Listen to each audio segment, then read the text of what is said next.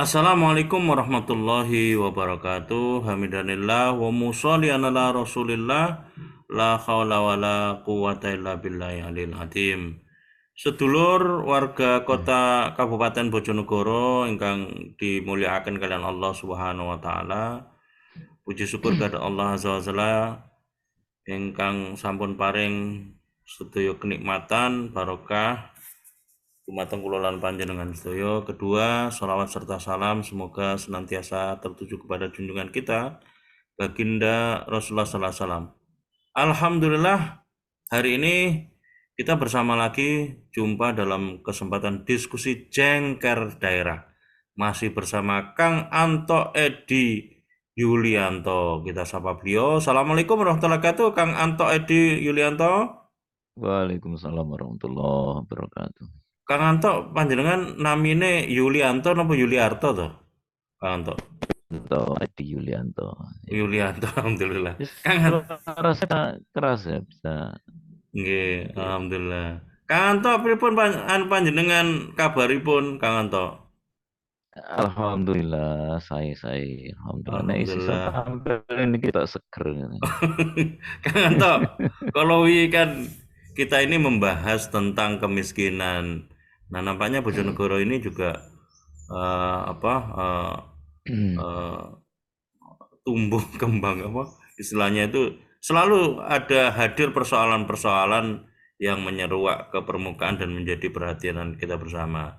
Nah, hari ini kita dikejutkan oleh sebuah informasi mengenai informasi sidang dugaan korupsi. Kalau sidang ini kan berarti prosesnya sudah berjalan lama.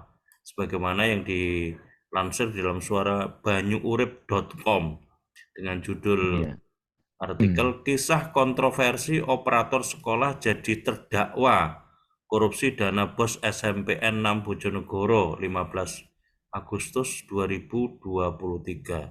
Kalau terdakwa berarti sebelumnya sudah ada proses penyidikan dan ini persidangan berarti sebelumnya tersangka. Jadi ini proses dari proses hukum sebelumnya. Ada dua terdakwa ini, Kang. Kalau saya mencoba memperhatikan kasus dugaan Iya. korupsi dana bos SMPN 6 Bojonegoro tahun pembelajaran 2020 sampai 2021 oleh Kejaksaan Negeri, yakni bendaharanya sekaligus guru ya. Saya sebut aja dengan inisial ya untuk agar bisa menjadi bagian dari menjaga para koruptor-koruptor ini. Hmm. Inisial ES, guru sekaligus bendara, dan operator inisial RA. Nah, yang menarik adalah proses persidangan ini sudah sampai kepada menghadirkan saksi dalam persidangan, yakni mantan kepala dinas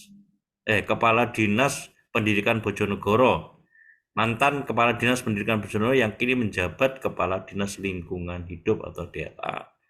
Nah, Kang Anto, kalau coba memperhatikan persoalan korupsi ini kan persoalan yang seperti bola es ya, bola salju ya, es bola salju ya, bola es salju yang menggelinding begitu ya.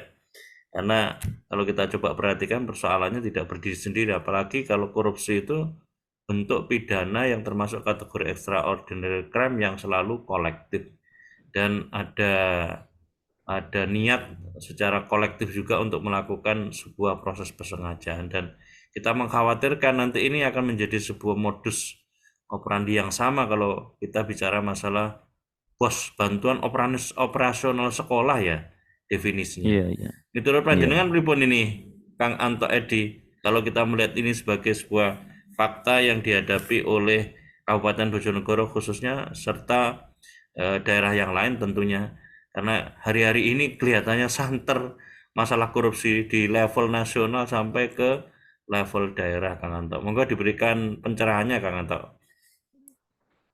Iya, Cak. Selamat. Jadi ada beberapa poin penting yang saya kira perlu menjadi perhatian bagi kita.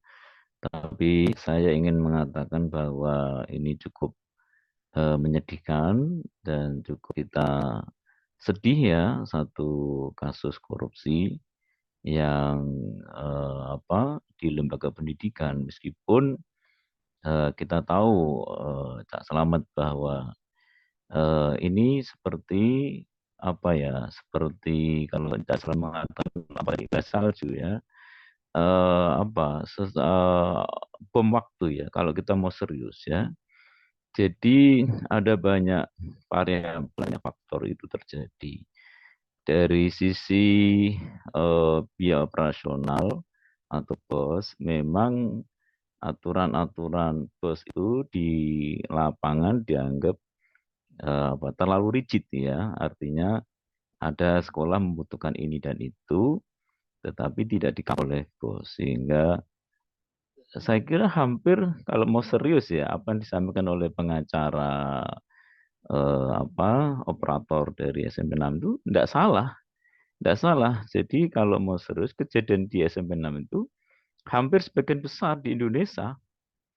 Jadi saya diskusi dengan kawan-kawan dari Sumbawa, dari Sulawesi, ketemu mereka itu rata-rata praktek itu juga terjadi. Jadi antara petunjuk teknis penggunaan BOS dan kebutuhan di lapangan yang tidak match ya. Nah, ini kita belum dengan penyimpangannya sehingga eh, kadang dikeluarkan ya bukan kadang hampir dikeluarkan tapi tidak sesuai dengan RKAS atau rencana kerja anggaran sekolah. Lalu yang lebih fatal lagi apa kondisi Indonesia ini kan apa ya eh, masih praktek praktek apa amplop itu kan masih menjadi bagian dari birokrasi kita ya. Jadi reformasi birokrasi ini mulai ketika Pak SBY mendengungkan reformasi birokrasi, kemudian reformasi mental itu di, di di di lapangan itu belum berjalan. Artinya menarik kan yang disampaikan oleh pengacara operator bahwa jadi bukan bendara bos. Nah, di rata-rata bendara bos punya buku pintar. Buku pintar itu penggunaan real. Jadi bos itu kalau diperiksa, ya saya kira tidak hanya di institusi pendidikan ya, di semua kantor itu kalau diperiksa antara rencana dan pelaksanaan masih klop. Tetapi jika mau serius pasti ketemu kok, pasti ketemu. Rasional tidak misalnya di satu contoh kecil misalnya ya, karena saking bingungnya yang keuangan akhirnya misalnya ya beli rem beli apa beli kertas 25 juta. Enggak masuk akal atau beli tong sampah misalnya sampai 150 biji padahal sekolahnya hanya sekitar rombelnya atau rombongan belajarnya hanya sekitar 25 kelas. Jadi ketemu, tidak mau serius, inspektorat akan ketemu. Cuma serius tidak ini. Jadi makanya pernyataan pengacara itu menarik bahwa kejadian itu kan tahun 2020, 2021. Dan waktu itu sudah diperiksa. Jadi setiap tahun mereka diperiksa dan everything is okay, nggak ada masalah. Lalu muncul kok terjadi. Nah, sehingga mereka mengatakan dulu pelaporan dulu kok dianggap nggak ada masalah. Karena terus yang kedua, kenapa yang diperiksa hanya sampai 6?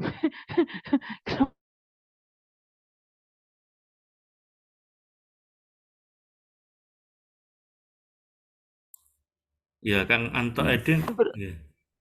ya, jadi praktek itu terjadi di lapangan. Jadi terjadi di lapangan. Yang menarik, buku pintar itu lari kemana saja, termasuk ke tim monitoring, evaluasi, laporan. Dan itu semua sekolah pasti didatangi itu dari satuan yang atasnya. Dan mereka terima namanya monitoring evaluasi, tapi terima. Dari mana sekolah ngasih mereka amplop kalau bukan dari bos? Ya, jadi apa yang terjadi SMP 6 seperti dikatakan pengacara itu ya terjadi di semua sekolah bukan hanya di Bojonegoro di Indonesia ini. Jadi praktek-praktek mereka datang ke sekolah untuk ini itu kemudian dikasih kalau dulu namanya amplop sekarang stop map ya. Stop map itu terjadi. Jadi kita kasihan juga termasuk juga apa tim operator ya. Operator itu entry data. Misalnya dan operator betul juga dia bukan masuk tim pengelola bos. Jadi ada kepala sekolah penanggung jawab pengguna anggaran, kemudian bendahara ada komite ada perwakilan guru, ada ditunjuk dari sekolah. Tapi sedemikian rupa itu sudah didesain orang-orang yang tanda kutip menjadi anak manis gitu untuk mengelola bos ini. Karena hampir semua sekolah tadi mengeluarkan dana-dana tidak seperuntukannya. Meskipun secara normatif nggak ada masalah. Tapi begitu dikejar, ini masuk akal enggak. Lalu sebelah kasus di SMP 6 itu. Apalagi pikirannya bendara bos barangkali ya timbang aku dikorbankan ya tak buka buku pinter ya lah. Buku pinternya itu lari kemana saja ini. Nah yang menariknya apa yang ditanyakan oleh pengacara, kenapa justru pengacara operator. Operator itu kan satuannya paling kecil, orang paling kecil, dia hanya entry data. Kalau dia terima insentif gaji dan itu salah, mereka-mereka yang lari itu lebih banyak lagi ke pihak-pihak lain itu. Kok mereka tidak dijadikan tersangka? Pada sisi yang lain, kejaksaan mengatakan bahwa meskipun dikembalikan, tetap tidak menghapus pidana. Tapi tidak adil, artinya eh, itu Pak Cak Selamat ya. Kalau mau serius, itu penjara penuh kok itu. Kasihan penuh itu. Itu di unit di satuan pendidikan, itu belum di berhasil lain. Jadi ada problem penganggaran yang bermasalah. Jadi dari sisi kalau kita entry point dari pengelolaan bos ya, kemudian juga dalam kondisi seperti ini juga saya mencoba berharap ya teman-teman kan ada ya PNS itu yang masih ya pokoknya nggak mau terima gitu. Jadi kalau mau pilih, saya sering diskusi dengan mereka, mereka. Kalau mereka mau pilih nggak mau jadi bendara bos itu. Karena dipaksa, apalagi seperti ceritanya itu. Secara resmi, gaji bendara bos cuma 100.000. Nah, mereka nggak mau gaji 100.000, bikin laporan seperti itu, didatangi inspektorat dengan resiko. Akibatnya ya bukan rahasia umum lagi kan, bukan rahasia umum lagi. Yang didapatkan lebih dari itu maksud saya. Nah, itu kembali ke orangnya. Tapi sekali lagi bahwa cara melihat ini adalah pendekatan sistem. Ini tidak hanya terjadi di satu sekolah SMP 6 Bojonegoro. Kalau mau jujur, ya hampir seluruh sekolah di Indonesia begitu, Pak. Nggak selamat, ya. Jadi problem korupsi ini menjadi luar biasa. Makanya ini harus menjadi pikirannya. Apa yang kita bincangkan ini bukan dalam rangka memojokkan satu dua orang, tapi bagaimana kita keluar dari persoalan ini. Jadi ada problem sistem ini. Jadi, kejaksaan kalau mau serius buyar misalnya, kalau mau buyar ini. Jadi itu ada di mana-mana. Itu kecil ya kalau di dunia pendidikan. Tapi di sektor-sektor lain besar sekali. Jadi bukan rahasia umum lagi ya. Di kantor DPRD misalnya kunjungannya ke sini. Itu praktik itu ada di segala bidang terjadi seperti itu. Ini memprihatinkan. Ini kebetulan yang di dunia pendidikan dan mereka yang kena justru malah bendara bus dan operator yang mereka orang-orang yang dalam struktur penanggung jawab itu memang posisi yang lemah. Ada yang lucu itu kan ada penanggung jawab anggarannya ketika kemarin ditanya Pak Hakim, Bu Hakim atau Pak Hakim saya kilap itu ditanya, lo Anda terima uang? Iya Pak Hakim sudah saya kembalikan. Kalau Anda jadi tersangka gimana? Jangan Pak Hakim saya takut. artinya artinya yang terima tidak dua orang ini aja. Jadi saya juga nggak habis pikir ya filosofi hukumnya yang diterapkan kejaksaan. Jadi kalau apa mereka ambil gampangnya saja begitu sehingga dijerat hanya dua orang. Tapi sekali lagi saya katakan, kalau mereka mau serius, itu penjara bisa penuh itu. Maka persoalan ini harus ada dua pendekatan ya. Pendekatan individual bagi para aparatur negara untuk benar-benar mempertebal keimanan dan ketakwaannya agar tidak tergoda mengambil sesuatu yang bukan hanya ada pendekatan sistemik, harus ada reformasi birokrasi, meminimalisir orang untuk melakukan penyimpangan, termasuk juga kebutuhan sekolah itu. Contoh misalnya, contoh ada maksud pemerintah saya tahu Pak baik ya. Ada misalnya untuk anggaran gaji kita tidak boleh sekian persen, misalnya 10% misalnya. Di sisi yang lain GTT di situ lebih dari itu. Ya, kepala sekolah mau menghentikan juga nggak enak, akhirnya masih digaji lebih dari itu. Contoh kecil begitu. Terus misalnya ada lomba-lomba yang harus diikuti, sementara lomba itu tidak ada di pos RAPBS. Jika saya sudah ditentukan rigid itemnya, kegiatan intern sekolah, ya akibatnya dikeluarkan kemudian di SBC-kan dengan cara yang lain, istilahnya diselempit dengan item yang lain. Dan itu yang terjadi kan di semua instansi hampir begitu. Begitu. Jadi kalau ini mau di birokrasi, mungkin saya membayangkan kalau semuanya serba digital ya, mungkin dari sisi pendekatan sistem ya. Saya kemarin main-main ke museum, beli tiket tidak pakai manual, digital, sehingga meminimalisir petugasnya itu untuk masuk ke kantong. Jadi semua serba digital. Tapi juga harus ada pendekatannya utuh ya. Jadi saya kira kalau ini dijadikan urusan selesai SMP 6, kita tidak mengambil pelajaran. Karena sekali lagi saya harus katakan dengan berat hati bahwa apa yang dipraktikkan di situ, itu hampir dipraktikkan di seluruh satuan pendidikan di Indonesia. Begitu saya Salaman. Ya, Kang Anto, yang memprihatinkan itu justru dugaan korupsi yang sekarang ini lagi diproses hukum itu kan mengenai entitas pendidikan kan begitu.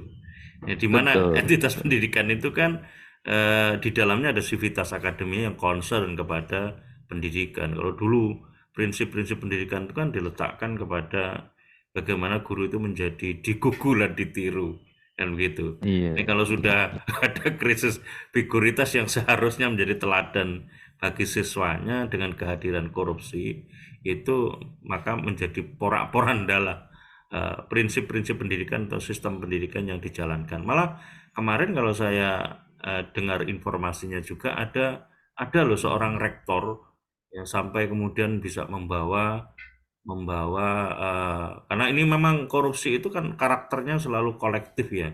Itu kewenangan-kewenangan yang terkait itu kalau saya melihat dan bahkan rektor ini sangat masyhur sebagai yang mempersiapkan wawasan eh, wawasan kebangsaan lah kira-kira begitu, yang mempersiapkan karakter building lah. Bahkan getol sekali itu menyindir soal memblack campaign lah soal khilafah sebagai salah satu ajaran Islam. Akhirnya dia juga diproses hukum ya.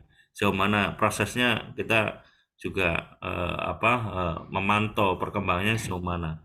Dan kalau melihat kasus yang ada di SMP 6 Bojonegoro ini kan sebagaimana yang tadi jenengan sebutkan kan bisa jadi mungkin terjadi juga pada entitas-entitas pendidikan yang lain karena karakternya sama. Dan apa yang menjadi pengakuannya sebagaimana yang jenengan tadi singgung di buku catatannya terdakwa Pak Edi ini kan ternyata catatannya kan banyak dan memang Pak Itu Sugito bisa sebagai mengalir. nah Iya. seperti air mengalir sampai jauh itu bisa bisa bisa begitu. Iya. Nah, yang Iya. mungkin perlu perlu perlu pemikiran secara mendasar itu seperti apa sih sebetulnya membangun karakter agar korupsi terutama di entitas pendidikan itu tidak terjadi. Karena ini persoalannya bukan hanya persoalan yang terkait dengan soal apa penataan sistem bantu manusia dalam kaitan misalnya membuat semacam sistem informasi, tetapi ini juga berkaitan dengan pembentukan karakter manusia dalam koridor sistem yang sekarang ini berjalan ya. Dan nampaknya memang ini sistemik ini problem ini. Kalau saya mau jujur sampaikan, sekarang ini sebetulnya harus dikeluarkan oleh presiden itu perpu darurat korupsi lah kira-kira begitu sehingga menjadi Iya. perhatian mulai pusat di tingkat nasional sampai daerah karena ini menjadi perhatian bersama dan nampaknya kan kalau kalau kita melihat KPK misalnya sebagai leading sektor penanganan pencegahan dan pemberantasan korupsi justru sekarang ini juga lagi menghadapi persoalan yang serius karena terkait dengan ternyata keberadaan misalnya di jabatan-jabatan yang strategis itu kan rata-rata jabatan-jabatan politik. Saya nggak ngerti ya kalau di daerah itu apakah kepala sekolah termasuk kepala dinas-dinas itu juga merupakan bagian dari placement dari jabatan-jabatan politik. Nah, ini perlu mungkin diberikan saran seperti apa ini kalau kita bicara masalah pencegahan dan pemberantasan idealnya terhadap kasus korupsi ini sebagai bagian dari apa yang disebut dengan extraordinary crime kalau dalam pembahasan hukum yang berlaku di dalam sistem sekuler sekarang ini, Anta Edi. Ya paling tidak ada dua dua faktor ya Cak Selamat secara internal bagi aparatur negara. Bapak Ibu TU harus punya ketahanan iman yang bagus ya. Untuk kan kalau saya lihat agak sedih ya baca ceritanya. Dia sudah nggak mau dipaksa dipaksa bahkan malah mengajukan mutasi juga ditolak. Saya memahami kejadian itu kemungkinan besar adanya, tetapi keberanian untuk bisa berkata tidak ini jadi pelajaran.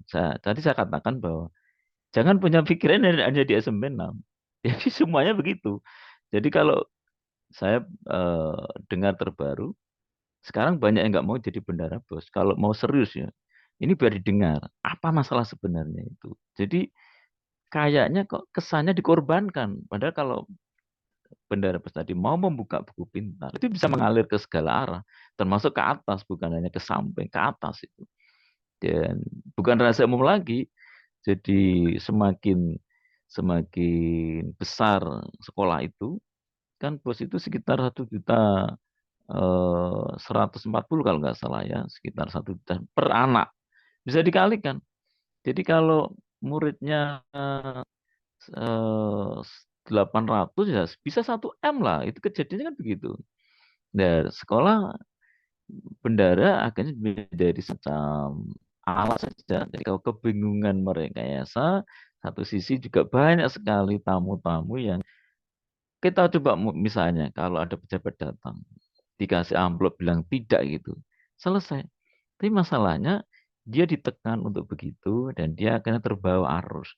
Lama-lama nggak kelihatan, lama terang. Jadi secara internal perlu ditumbuhkan semangat untuk tidak menerima sesuatu yang bukan menjadi haknya. Ini keberanian ini butuh butuh kesungguhan sebab pemerintah tahu kalau misalnya ada kesadaran kolektif, ya, pemerintah bisa bisa oh ini masalah ini supaya ini tidak kejaksaan ya tidak jangan jangan berpikir bahwa saya kira kejaksaan tahu waktu diperiksa itu kan larinya kemana tahu, tapi yang jadi lucu kan difokuskan dua orang ini yang secara secara background posisi tidak terlalu kuat dia, hanya satu guru, hanya satu staf TU. Ya ini yang kita sangat prihatin. Kemudian yang kedua secara internal harus ada perbaikan sistem. Kalau enggak, ya kasihan. Jadi kita sering melihat bahwa banyak orang berbicara berbusa-busa tentang begini dan begitu. Tetapi perbaikan sistem tadi, perbaikan sistem sistem penggajiannya, sistem pengelolaan keuangannya, kemudian sistem hukum kita juga penting. Jadi saya pernah baca satu artikel ya di satu Kompas, media Kompas bahwa Indonesia negeri yang mengerikan di mana pendidikan dirusak oleh orang-orang yang justru ada di dunia pendidikan, hukum dirusak oleh orang-orang justru berperan menegakkan hukum, politik jadi kacau karena para elit politik yang bermain dengan patgulipat dan segala macam. Kemudian salah satu Profesor M.T. Zen dari ITB mengatakan perlu overhaul. Jadi ibarat mesin itu turun mesin lah.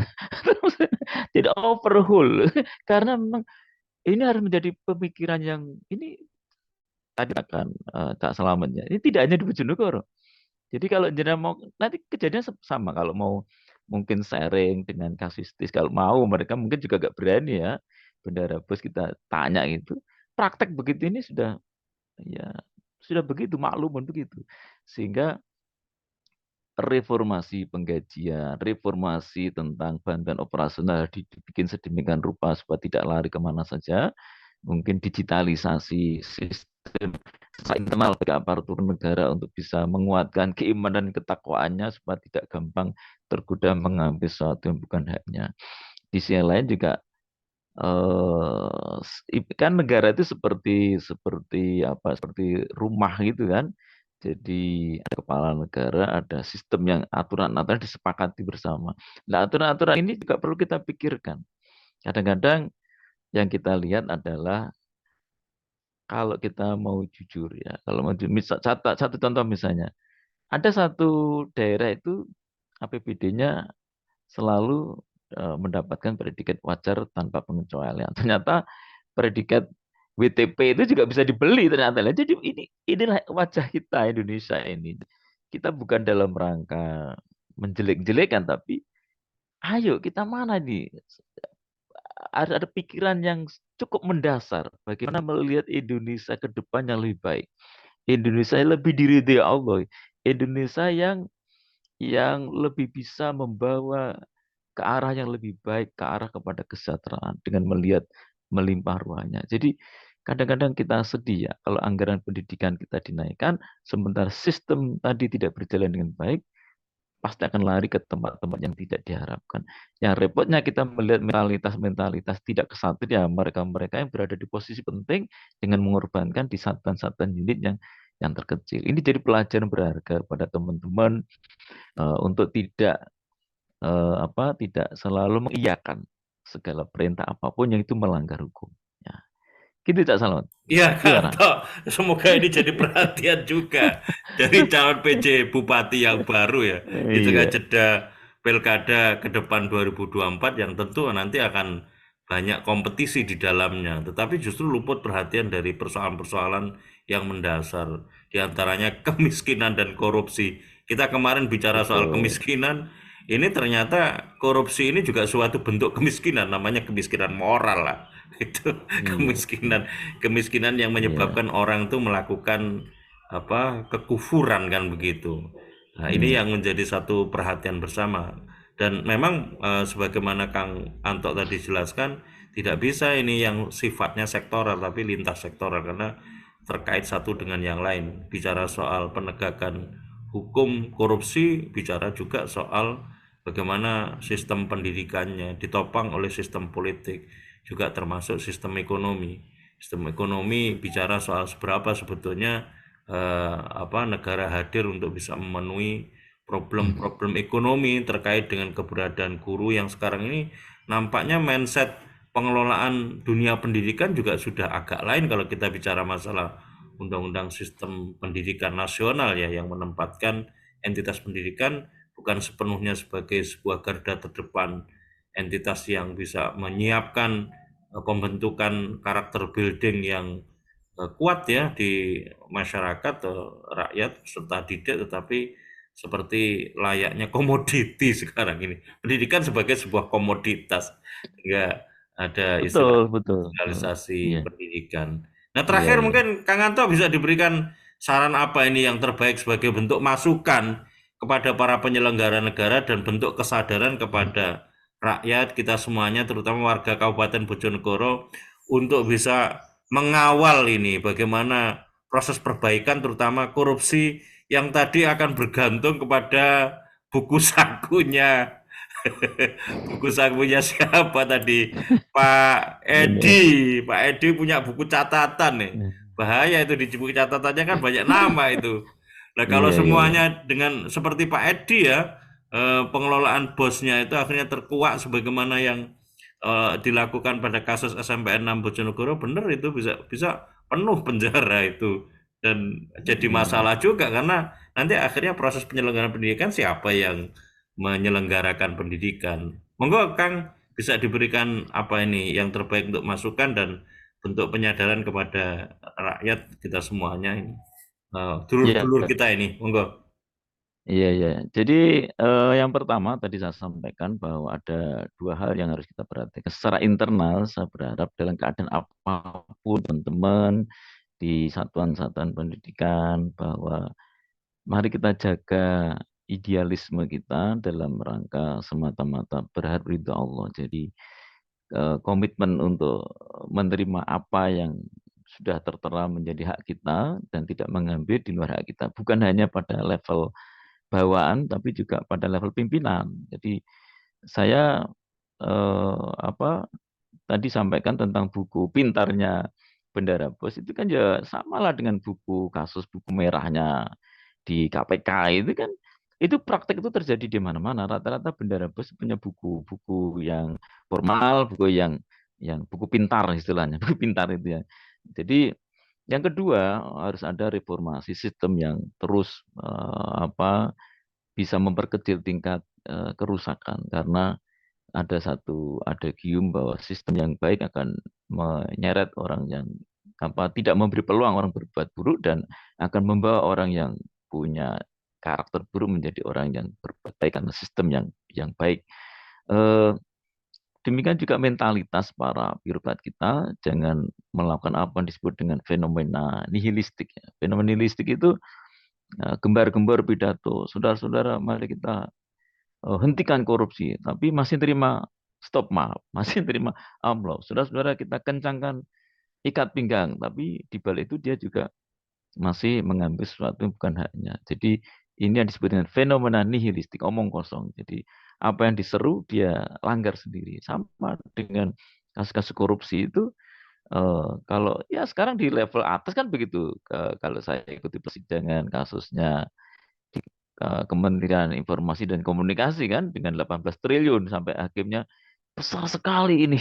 Itu praktik terjadi. Mau yang lain itu konangan atau tidak gitu aja. Maka kalau mau kita jujur, mari kita awali dari level atas. Jadi kalau kita dengarkan pejabat ngomong berbusa-busa ini kata ya lucu gitu loh, di balik layar.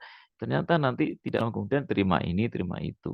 Ada pejabat kena kasus itu malah berangkat umroh. Ada pejabatnya dikejar oleh aparat hukum malah kemudian apa untuk melindungi dirinya kemudian malah datang untuk beribadah dan segala macam. Ini fenomena yang sangat menyedihkan. Jadi sekali lagi secara sistem harus ada perbaikan sistem yang menyeluruh karena Bojonegoro bagian sistem dari Indonesia, penataan sistemnya demikian juga aparatur hukumnya. Jadi sudahlah kalau ini sistem ini bagus, dia akan meringankan aparatur hukumnya. Jadi kalau sistemnya tidak bagus ya tadi tebang pilih itu terjadi. Tentu dia akan menebang bagian yang mudah ditebang. Kenapa nggak nebang yang berat? Karena akarnya kuat dan mungkin juga bisa memberikan pukulan balik yang kuat bagi aparat hukum. Jadi itu yang sangat menyedihkan. Ya, terima kasih matur suwun Kang Anto Edi Yulianto atas pencerahannya. Semoga ini ditangkap sebagai Iya, bagian positif masukan sebagai warga Kabupaten Bojonegoro, bentuk kasih sayang kita terhadap pengelolaan daerah, dan ini siap, siap. semuanya lebih dari merupakan bentuk ekspresi atau perwujudan dari tanggung jawab kita untuk saling mengingatkan watawasabil haqi watawasabil sabr, dan Betul, betul. terhadap para penyelenggara negara tentu ini adalah bagian dari kewajiban amar ma'ruf nahi mungkar, yakni muhasabah anil hukam, atau mengingatkan kepada para penyelenggara negara Iya, agar kembali kepada jalan yang benar, karena toh iya. nanti kehidupan ini akan berujung kepada kematian, dan kematian itu nanti dimintakan pertanggungjawaban seluruh Iya, iya. apa yang menjadi kepemimpinan kita. Matur suwun sekali lagi ke Kang Betul, betul. Anto Edi Yulianto yang Siap, siap. semangat untuk terus memberikan pencerahan. Semua Terima ada kasih. waktunya. Ya, Iya, alhamdulillah semua ada waktunya dan semuanya akan ada berakhir. ada akhirnya, dan setiap yang Hmm. menanam pasti akan memanen. Maka bijaklah untuk menanam kebaikan, maka Anda akan memanen kebaikan. Dari saya sampaikan terima kasih sekali lagi kepada semuanya para pemirsa yang senantiasa dirahmati Allah Subhanahu wa taala, warga Kabupaten Bojonegoro. Demikian jengker daerah bersama Kang Anto Edi Yulianto. Ihdinas shiratal mustaqim. Wallahu muwaffiq ila aqwamit thoriq. Wassalamualaikum warahmatullahi wabarakatuh. Matur suwun Kang, matur suwun Kang. Waalaikumsalam.